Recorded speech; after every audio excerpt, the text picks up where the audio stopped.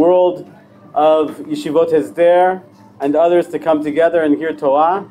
And so I decided that this topic would be a topic on Torat ההסדר. What is the Torah that we are learning here in Yeshivot Hesder? Ben Gula legalut. We are fortunate, very fortunate to be alive, living, and learning the Torah of Yeshivot Hesder. We are here experiencing the Gula unfold before our very eyes. The truth is that way before we were born, already the Gula had begun. In modern day times, we know that what's the definition of Gula? The Rambam in Yudbet, Perak Yudbet of Hilchot Melachim Milchmotehem, he says, "En ben," he quotes Shmo from the Gemara, "En ben olam hazeh limot Mashiach, ela shibud malchiot bilvad." What is the difference between a regular day and the times of Mashiach, meaning the times of Gula? Shibud malchiot. This is a political definition. The definition of Geula is that we are self-autonomous. The definition of Galut is that we are Shibud Galuyot, we are subjected to the nations, that we are not ruling ourselves. So, very, very clearly, according to the Halacha, we are in times of Geula, Baruch Hashem. So the question is, how is it that so much of the Torah world doesn't recognize that?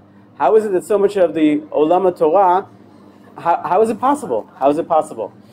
So, I don't know if you saw this just recently, this sirton, a little video of one of the sarim of the Knesset dancing with the young potential chayalim, singing "Ubishilton hakofrim en anu maminim," and he says "Namut v'lo nitgayes lekadei shem shamayim." How could it be? How could it be that Namut v'lo nitgayes lekadei shem shamayim? Where is the dichotomy here? How do we see things one way and they see things a totally different way? So the answer, in short, is just there's a Torah of Galut and there's a Torah of Geula. They're still living in the Torah of Galut, where we have a Todah, we have an awareness of the Torah to Geula, and that's where we're very fortunate. The truth is, there is a Yalkut Shimoni that everyone here in the room knows. We don't know so many Yalkut Shimonis by heart, but this one we know by heart because of Yaakov Shweki, the famous singer. So he sings, Bisha Shemelech HaMashiach Ba, Bisha Shemelech HaMashiach Ba. You know the song, right? Anavim, Anavim. So he says, Omed al Gag Bet HaMikdash. The Mashiach will be standing on the rooftop of the Beit HaMikdash. Mashmi'a li Yisrael v'omer, and he's going to be sounding to Am Yisrael and say, Anavim, Anavim, Higia Zman Gulatchem. Says, O modest ones, the time of the Gula has come. V'im ein atem ma'aminim, and if you don't believe, wait a minute. What do you mean if you don't believe? The Medrash says, the Mashiach is standing on the Gag of the Beit HaMikdash, which means the Beit HaMikdash is built, the Mashiach is there. What else do we need for the Geula? What other signs could you possibly have? And yet he says, V'im ein atem ma'aminim, ru'u be'ori shezoreach. And that's where the answer is. If you don't believe, you're not seeing the light. When we stop for a moment just to see what's going on around us, when we stop for a moment to understand the miracles that are happening every single day in our lives here in Eretz Yisrael, then we realize, oh my gosh, look at the light, look at the light. But if we look for the problems, we look for the darkness, you'll see them everywhere. There are a lot of problems. There's a lack of unity among the nation. Most of our leaders are still not Shomrei Torah Mitzvot or Yirat Shamayim. There's still a lot of problems in Am Yisrael. Yes, there are. But we can't deny. It's like the Midrash is saying, the Beit HaMikdash is built, the Mashiach is there, and there's still people who don't believe. So the idea that we have a Torah, which is Torat Geula, and a lot of people don't see it, this was already predicted in 2,000 years ago in the Midrash. It was predicted that that would be the case in modern day times, and that's truly what the case is. We have a whole Olam, which is an Olam HaTorah, but it's Torat Galut. It's a Torah mitzumtzemet, it's a small Torah. We have a very, very wide Torah. So this year, what I'd like to do is I would explain through the Avot and through Sefer Shmot. We'll see very quickly, and we'll go back to the Avot, and we'll see it a little bit more in detail. Where exactly is the Yesod for the Tnuah of Yeshivot Hesder? Where is the Yesod for this Hashkafa that we in the Yeshivot Hesder we teach, we learn, and we live? So let's start off with the Avot. The Avot, very simply, the Torah Hagula says that there are two aspects to the Jewish people. Very simply stated. On one hand, we are Amlamechet Kohanim, and we're also a Goy Kadosh. We on one hand have the spiritual side, and we also have the national side. These two come together in one personality, in one nation. We have the tzad dati and the tzad lumi, and this is really all one entity. The idea that there's the religious connects to the national goes very, very, very, very, just from the avot themselves. The first nevuah to Avraham, the first nevuah to Yitzchak, and the first nevuah to Yaakov was nevuah about nationalism. What does it say by Avraham? Lech lecha el ha'aretz asher reka. Go to Eretz Yisrael. The nevuah talks about nationalism, about establishing the Jewish people in our homeland. Yitzchak, we know there's a famine in the land, and he was about to leave. Gur ba'aretz hazot. Do not leave the land. So Avram was told to come to the land. Yitzchak was told not to leave the land. And Yaakov, don't worry, Yaakov, you're about to go to the Galut. You're going to come back to the land, right? You are going to v'shavte el haaretz hazot. You're going to come back to the land. So the nevuah, which is the most spiritual, the most religious thing possible, is our connection with the Kadosh Baruch Hu, where Kadosh Baruch Hu communicates directly with us. The first nevuot with the avot were all about Eretz Yisrael. We're all about the national aspect of the Jewish people. Now let's fast forward to Sefer Shemot. Bezrat Hashem will have time. Last year we ran out of time. Bezrat Hashem will have time, and we'll come back to the avot and see a little bit more detail. Sefer Shemot, as we know, we're about to finish Sefer Shemot this week. Chazak, chazak, v'nit chazek. Sefer Shemot is termed by Chazal as Sefer HaGeula. Mistranslated in English as Exodus. It's mistranslated because Exodus is only the physical Gula. But the Ramban in his Pticha, in his Hakdama to Sefer Shemot, he explains that Sefer Shemot is all about the physical Gula, that's Shemot ve'erbo b'shalach, and then it's about the spiritual Gula when we receive the Torah, Yitro Mishpatim, but it's not complete until we reach the level of the Avot, who are a Merkava of the Shekhinah, and that happens when we build the Mishkan and the Shekhinah rests amongst Am Yisrael. So Sefer Shemot is all about the Gula. But look at Sefer Shemot again.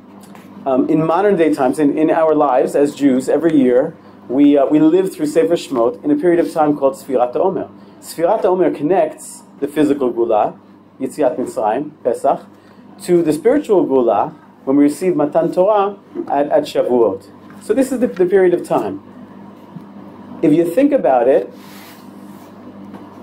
most people view the Geula as two parts. There's the physical and the spiritual. But if you look a little deeper, you'll understand that Pesach is not just a physical Geula.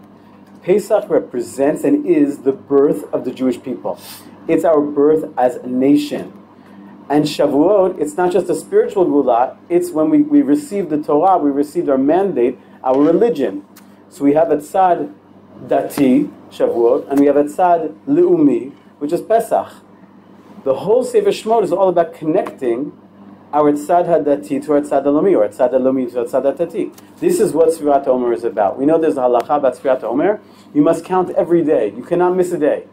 What is the reason hashkafically for this idea of not missing a day in Sfirat HaOmer?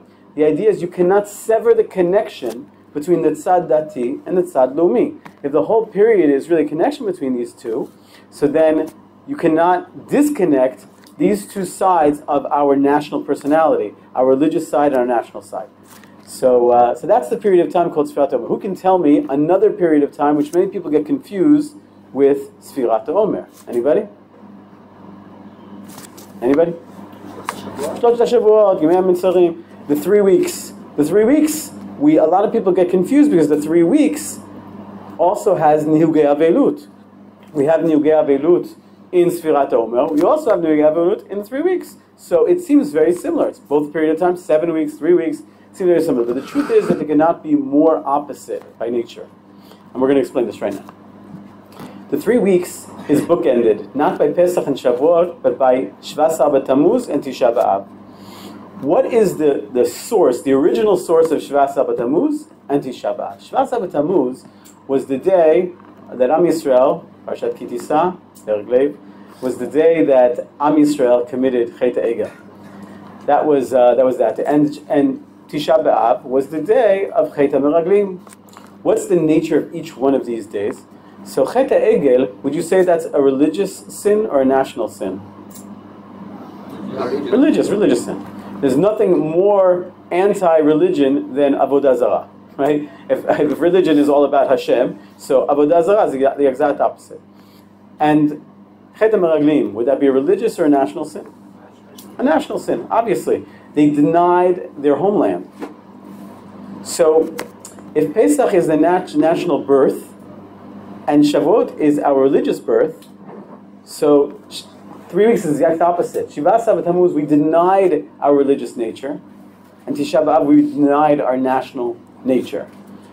So if you don't have a religious side, and you don't have a national side, what are you left with? Nothing. Nothing, in another word, is called Churban. Churban is nothing. It's the exact opposite. The Ramban says that the period that we call Sfirat HaOmer is a period which is really a Chol HaMoed period. It's the Chol HaMoed between the big holidays, Pesach and Shavuot. Whereas the 3 weeks is really, really tragic. It's really the opposite.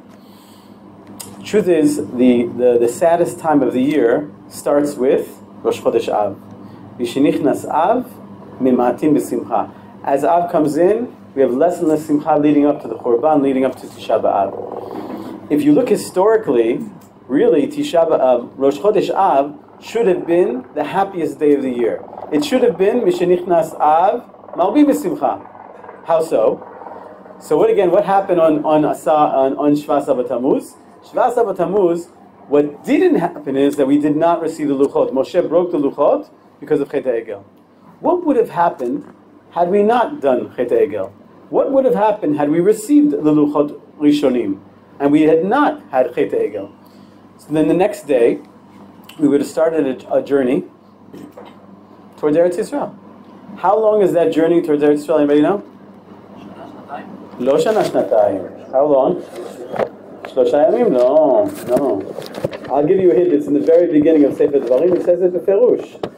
Anybody? So when Sefer Dvarim opens up, כמעט, פחות. אלה דברים אשר דיבר משה אל כל ישראל בעבר ירדן מיהודה וערב מול סוף בין פרן בין תופל ולבן וחצרות ועית זהב 11 יום מחורב, what's חורב? הר סיני, דרך הר סיר עד קדש ברנע. 11 days. So if they would leave on the 18th of Tammuz, so on the 29th of Tammuz they would get right to the border of Eretz Yisrael. The next day, Rosh Chodesh Av, נכנסים לארץ ישראל. Mishnechnas Av, Marbim b'simcha. That's what should have been. And we know we have a cloud that whenever there's great potential for Kedusha, if that Kedusha is not met, so then the opposite falls in. So the day which was destined for such greatness would then be destined for the exact opposite. So that's the period of the 3 weeks, a period of great tragedy. So then if the period of Sfirat HaOmer is so great, so then why you have Nihugei Avadut? Who knows the answer? You all do. Rabbi Akiva's students. Okay, there are a lot of tragedies. Why? What's the connection between Rabbi Akiva's students dying and the period of Sfirat HaOmer? So the period of Sfirat HaOmer, if we say that Pesach is the national Geula and Shavuot is the religious Geula, so the whole period is a period of Geula. And in fact, the Gemara knew this, and the Gemara predicted that in the future there'll be 2 days in Sfirat HaOmer, which will be days of Simcha and Sason, days of Yom Tov, and those days were Hey Iyar, and he said Chav Zayin Iyar. He was off by a day, I guess, because we have Yom Yerushalayim and Kav Cheder, maybe our celebration is off by a day. But that's what the Gemara said. He predicted those days, because these are days of Geula. It's in the fabric of time that they're Geula. I once thought, we have one of the days which is a great controversy, is Yom HaShoah. Yom HaShoah, we know, it's the commemoration of the Shoah. In Eretz Yisrael, they call it Yom HaShoah v'Hagvura, right? Why do they call it Yom HaShoah v'Hagvura? They chose a date which was connected to the Ghetto Warsaw uprising. Because for the Israeli, it's very hard to say that we went like sheep to the slaughter. So they tried to find something in the Shoah which we could be proud of. And that was the uprising of the Warsaw Ghetto. But the problem is that it's in Nisan, and you're not supposed to have Nisan is a month which is a happy month, so you're not supposed to put sad days in Nisan. But perhaps Hashgacha had it that it would be there anyway, to show us that what was the Warsaw Ghetto uprising? It was an impossible situation of Jews who had nothing, who were famished, who were ill-equipped, and they fought off the Nazi regime against all odds. They lost in the end, but it's during that time, because this is the time of Gevurah, it's the time of Geula. Rabbi Akiva's students as well, you know that Rabbi Akiva was a big supporter of Bar Kochba, and Rabbi Akiva even was the arms bearer of Bar Kochba. And historians say that really, the Gemara may say one thing, maybe it's hinting to another thing, that really the students of Rabbi Akiva had the first yeshivat Hesder. And his students fought in the battle against Bar Kochba, and they all died. So this was, again, like the Jewish people, these Lomdei Torah are going to get up and rise up against the Roman Empire. And the truth is that they fought and they almost won, but they lost in the end. So the period of Geula, when there's a potential for Geula, and that potential was not fulfilled, was not achieved, was not attained. So instead of the celebration of Geula during that time, we have Nihugei Avilut to show us that, listen, there was a great potential there, but it was lost. In modern day times, Yom Ha'atzmaut, Yom Yerushalayim, these were not just days of potential Geula, we actualized the Geula during this time. So the periods between Sfirat HaOmer and Yemei HaMitzarim, the 3 weeks, could not be more different. They're exact opposites. The problem is when you go into Eretz Yisrael, and if you go to Bnei Brak, for example, and you ask a person, Tagid, Ata Yisraeli? He'll say, No, Ani Yehudi.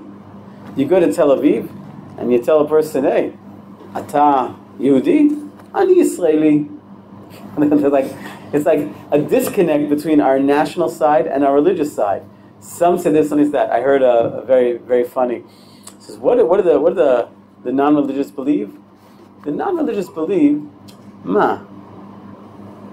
Kadosh Baruch Hu hakim Medinat Yisrael? Hapalmach hakimu et Medinat Yisrael. That's what the Chilonim believe. What do the Charedim believe? Kadosh Baruch Hu hakim Medinat Yisrael? Chas v'sholom. Hapalmach hakimu et Medinat Yisrael. That's what they believe. So the only one who believes that HaKadosh Baruch Hu had something to do with Medinat Yisrael is us. We're the only ones. Nobody else thinks that Hashem was involved. So we have a Torah Shlema. Our Torah includes a Kadosh Baruch Hu. This is what Tורת ההסדר is. It's one that connects our religious side and our national side, understanding that there's no separation. Once we unlock this idea, once we understand that this is a code, we'll find it everywhere. It's amazing. We say, we put on tefillin. Tefillin shel yad, tefillin shel rosh. Tefillin shel yad, yad chazaka zoron to yad represents the physical gula. Tefillin shel rosh represents the spiritual gula. You're not allowed to be sach. You can't speak in between tefillin shel yad, tefillin shel rosh. You're going to sever the connection between our national side and our religious side. We also have halacha. You're not allowed to make a hefsek ben gula to tefillah. After the bracha Gal Yisrael, you cannot make a hefsek before starting tefillah. Gal Yisrael is the gula, and tefillah represents our spiritual nature, our religious nature. You can't make a hefsek between these two things. Even the psukim themselves, we know that there are balishonot gula. The Arba Lishonot Gula are told over 2 psukim. And I'll read them to you. Lachen amol b'nei Yisrael, Ani Hashem. V'otzeiti etchem mitachat tzivlot Mitzrayim. The first part of the Gula, the first 3 Lishonot are in one pasuk. V'otzeiti etchem mitachat tzivlot Mitzrayim. Now you will still be in Mitzrayim, you will still be Avadim, but you won't work so hard. It won't be Avodat Parech. V'tzad etchem me'avodatam, second stage. You will no longer be slaves, but you won't be able to leave. It's like being in America. And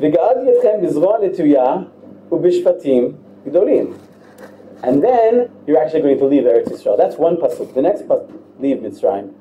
The next pasuk, the next pasuk is you're going to, I'm going to take you as a nation. This happens in Har Sinai. So the first 3 Lashonot Gula, the first pasuk is the physical Gula, is the national Gula. The second pasuk is the spiritual Gula, it's the religious Gula.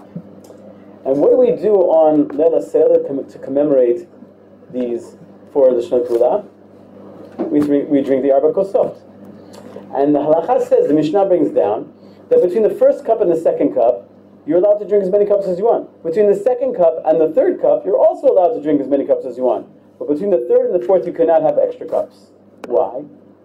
You're severing the connection between the national Gula to the spiritual Gula. So this code is everywhere. Now let's bring it back to Bereshit. In Bereshit, we encounter Avram Avinu. But before we encounter Avram Avinu, there are 2 generations. The first generation, which ended up in disaster, was Dor HaMabul. Dor HaMabul, Hamas, Hamas filled the land, not this Hamas, but all of corruption. The whole world was corrupted, and HaKadosh Baruch Hu brought a Mabul and killed everybody. The second generation that's spoken about in the end of Parshat Noach is the Dor Palaga. This is the Dor of Migdal Bavel. And there, the punishment is not that they are wiped out, they're not killed, they're disbanded, they're dispersed. What is the difference? What was their chait exactly? And the Farshim try to understand what exactly did Dor Palaga do wrong? What did they do wrong? They said, Hava nivneh lanu migdal, v'rosho b'shamayim, v'neseh lanu shem. And Chazal, Rashi brings down, one of the opinions is, they tried to do a milchama neged Hashem. They wanted to go to war against the Kadosh Baruch Hu. Where do you get that idea from the Psukim? The Kotzker Rebbe was asked, where can you find the Kadosh Baruch Hu? And he answered, anywhere you let him in. The Baal Shem Tov said in the Psukim before we received the Torah, so Moshe Rabbeinu says to Am Yisrael, Anochi omed benechem uven Hashem Elokechem. I'm standing before you and before Hashem.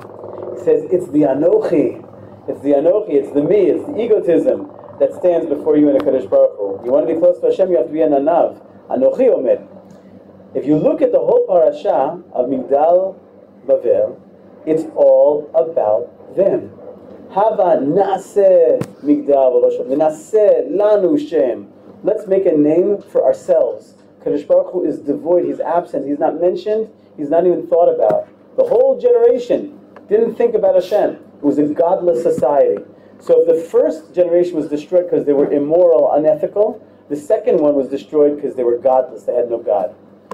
Kadosh Baruch Hu decides, it didn't work with Adam, it didn't work with Noach, let's have a nation, this special nation, this Am Skula, will bring Hashem into the world. And he chooses Avraham Avinu. Avraham Avinu has a double task. And we see when he first comes to Eretz Yisrael, the first thing he does is build a Mizbeach, the Koreh B'Shem Hashem. He calls out the name of Hashem. He brings Hashem. He's not Naseh Lanu Shem, he's Koreh B'Shem Hashem. He brings Hashem into the world. By Sdom V'Amorah, by Sdom, Kadosh Baruch Hu says, how can I hide from Avram what I'm about to do? He's going to be a Goy Gadol, he's going to bring Tzedek u'Mishpat to the world. Avram's going to bring Tzedek u'Mishpat to the world. In essence, Avram is given a double task. He's supposed to do a double tikkun. He needs to do a tikkun of Dor, Hamabul, by bringing Tzedek u'Mishpat, justice, righteousness, ethics, morality to the world. But he also has to do a tikkun for Dor Palaga and bring a Kadosh Baruch Hu into the world.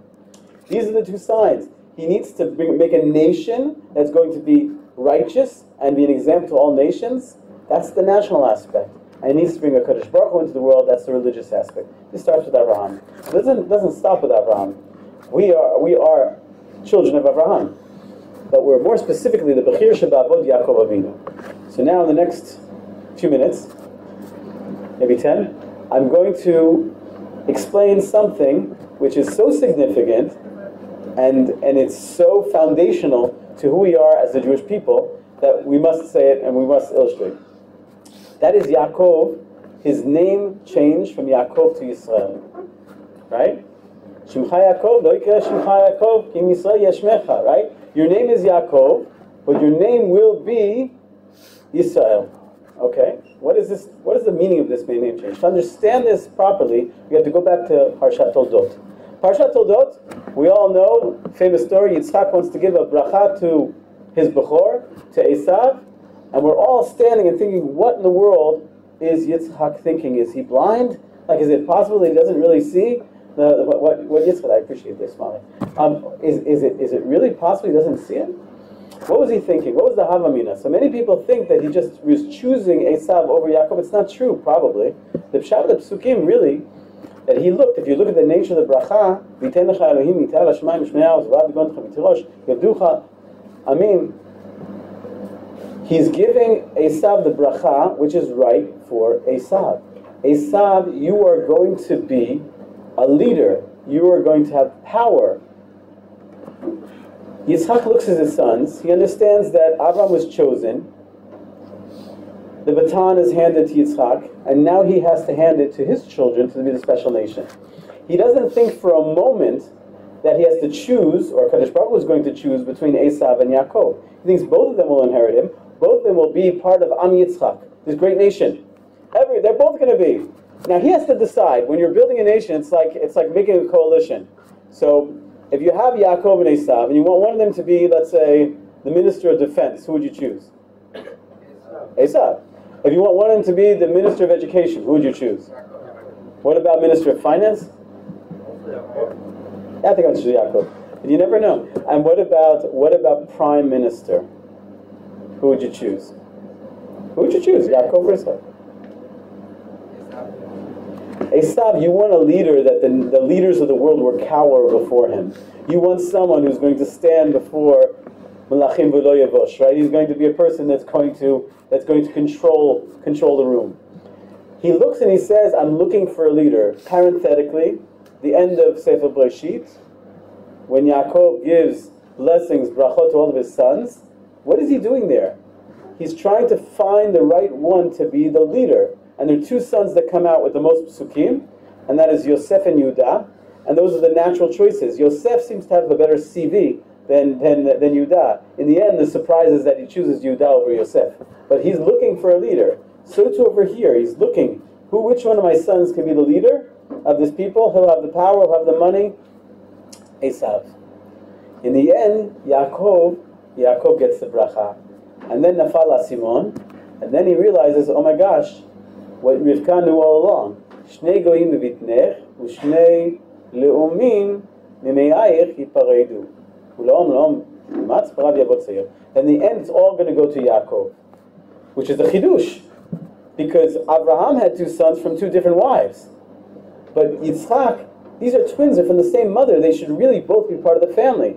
So it's a chidush. Now, you could say a lot of things. One of the things I was thinking is that everyone in the world, by definition, has bechira chofshit, and Esav misused his bechira chofshit. There are two stories we know about Esav. What did he do? He was mevazeh the bechora, vayivez Esav the bechora, and also he chose these women, these Hittite women, and it was lemoat ruach le'aviv limo. He made his parents very, very upset. The choice that you have of who you're going to marry is the most important choice of your life. So he chose out. So now Yaakov, who by nature is an ish tam yoshev ohalim, he is the spiritual one. Esav is an ish yodeh asayid ish sadeh. He is the man of the world. These two, Yitzchak thought would work together to be the holy nation. But now Yaakov, not only does he have the tafkid of his own, which is the ish tam yoshev ohalim, ohalim shel Torah, he also now has to be the ish yodeh asayid ish sadeh. So he needs to go to a place to train to become that person. So he goes to the place where there's the most sheker in the world, goes to Beit Lavan, in English we would say the White House, right? So you have to go, and he goes there to learn the ways of the world. Goes to learn the ways of the world. And he first meets Rachel, who is like his beshert, right? And the kids that he have, you can see the kids that he have are like mini-me's of Yaakov. Yosef is just like Yaakov, and Binyamin, he's one of the 4 people that never sinned. These are wonderful, wonderful children. He's so proud of them. But then since he takes the tafkid of Esav, he also has to take the wife that was intended for Esav. Veinei leah rakot. Why was she crying all the time? Because she knew that she was intended for Esav. So if he's marrying the wife that was intended for Esav, so the kids, behetem, we see, they're all tzaddikim, but we see the challenges that they have are not Yaakov challenges, they're Esav challenges. You have Gilui Arayot, Reuven, Shfichut Damin, Shimon v'David, Yehuda. You also have this parsha with Tamar. These are challenges which are not Bnei Rachel challenges. These are Bnei Leah challenges. Very, very interesting, right? So Yaakov needs to understand that now that he has a double tafkid, he has to grow into that position. Ultimately, just to fast forward, he comes to Eretz Yisrael, and he wrestles the angel, right? And your name is going to be Yisrael, ki sarita im Elohim v'im anashim v'tuchal. Now you have a new name, a new personality, which is a synthesis between these two aspects of Yaakov and Esav in one personality. That is Yisrael. Yisrael, ki sarita im Elohim v'im anashim v'tuchal. You have the spiritual side, you have the national side, the man, you have to struggle with people, with nations, and you'll be successful. So this is Yaakov becoming Israel. And we know that Israel is his new name, and yet Chazal, in the end of the first parak of Brachot, ask what's going on. Like his name has changed, and yet we find, not like Abraham and Sarah, that they don't have their original names anymore. Yaakov, many times the Torah itself calls him Yaakov. So the Gemara says, it's not that the Shem of Yaakov will be uprooted, rather, Yisrael Ikar, Yaakov, Tafelo. That Yaakov is now the secondary name. It's important, but not as important as Israel. Israel is the main thing. Ma tovu olecha Yaakov, mishknotecha Yisrael. The private name is the name of Yaakov. The public name, the national name, is the name Yisrael. So we have two Torot. We have Torat Yaakov and Torat Yisrael. Torat Yaakov, Yaakov, out of all the Avot, he is the one that represents the Galut. We know that Shacharit, Mincha, Arvit are keneged the Avot. Shacharit is Abraham, Mincha is Yitzchak. Yaakov gets Marav. He gets Arvit. Why do you get Arvit? That's the nighttime. That's when it's dark. The darkness is the Galut. The light is the Geulah. Yaakov is the Av of the Galut. But Yisrael, he's the Geulah. The Gemara says that from the day that Kadosh Baruch Hu destroyed the Beit HaMikdash, ein HaKadosh Baruch Hu ba'olamo ela arba amot shel halacha bilvad. From the day that the Beit HaMikdash was destroyed, all Hashem has in the world is arba amot shel halacha. Now, a lot of people who study in yeshiva will say, what do you mean? Zeu? Rak arba amot shel halacha? That's everything. And Shulchan Aruch, that's everything. Right? That's how we live our lives. What do you mean? You only have everything. Like, what do you mean? All you have is everything. Meaning there's something missing here that we're not getting. Because we think Torat Galut. In Torat Galut, when you're living outside of Eretz Yisrael, all you have is Alba Amot Shel Halacha. You have life cycles. You wake up in the morning, you wash your hands, you go to davening, right? Maybe you have a bris, you have a bar mitzvah, you have a wedding, you have a funeral. Alba Amot Shel Halacha Bilvad. That's it. There's no national life. When we came back to Eretz Yisrael in 1948, all of a sudden, it's no longer Torat Yaakov, it's Torat Yisrael. We have a full Torah which combines the religious side, our religious nature, with our national nature. It is something much, much greater than just Torat Yaakov. It's Torat Yisrael. It's Torat HaGeulah.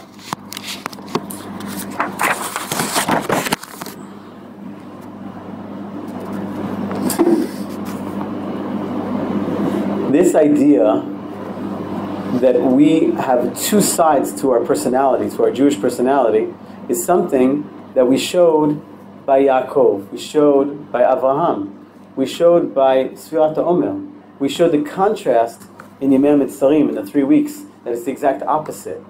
And it's something that Tורת ההסדר teaches until today. It's not a b'diavad. I read an article, there's a very famous article written in 1981 by Rav Aaron Lichtenstein, Zecher Tzadik Levracha. He was the Rosh Yeshiva of Yeshivat Har Etzion, and he wrote. It was an article that he wrote in Tradition magazine called Tורת ההסדר, and he wanted to teach the world what it means. What's this concept of Yeshivat Hesder? Today we have close to 100 Yeshivat Hesder, over 80 for sure, and back then there were not as many. Keren Biabna, this was the first Yeshivat Hesder right here, very first one, and he wanted people to understand in the early 80s, what it meant. What is Yeshivat Hesder? Yeshivat Hesder started becoming on the front lines because of the war in 1973, in the Yom Kippur War. So there was just such pride. They had these pictures of these Bachar Yeshiva going to war. They had their tefillin and they had these pictures, and they fought like lions, and it was something very, very special. He there basically, he goes back and forth on the nature of Yeshivat Hesder, and he says that it's almost b'diavad. It's almost b'diavad. We have no choice. We have to learn Torah, because that's our nature. That's our Yaakov nature, I would add.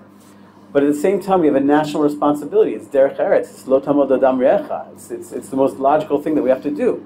So we make a compromise almost between two values. He says it's not a compromise. It's lechatchila. It's lechatchila. If we think about it, we frame it the way that we framed it until now, then we can understand that this life of Yeshivat Hesder is lechatchila. Because it connects us to the Torah, connects us to the Torah, which in the Olam HaTorah, it's the Olam of Limud Torah. En lanu shiur rak Torah azot. All we have is the Torah. That's Torat Galut. but it also connects us to Am Yisrael in a way which is you can't compare. We know anybody that's been in the war, that's been together with Chiloni, with Datim, with all of Am Yisrael, the more we understand the national side, the heart of Am Yisrael is pumping, and the national side of Israel is alive. So being connected, not separating ourselves from the tzibor, but connecting to the tzibor, is not just a circumstance. It's circumstance. It's an ideal. It's something that we live. And for those of us who may not be joining the army, those of us who may just happen to be a Kadosh Baruch Hu arranged that you should be learning in Yeshivat Hasder, but really you may go else. So understanding the times that we live in, understanding the Torah that you learned in the Yeshivat Hasder, that's an obligation now. It's an obligation to understand that the destiny of the Jewish people is here. We're no longer Torat Yaakov, Torat HaGalut. We're now Torat Yisrael, Torat HaGeulah. So Bezrat Hashem, we should be zocher, just like we saw at Chalta the Gula, and we're living the Gula right now. We should be zocher to the Gula Shleima b'merai b'yameinu. Amen.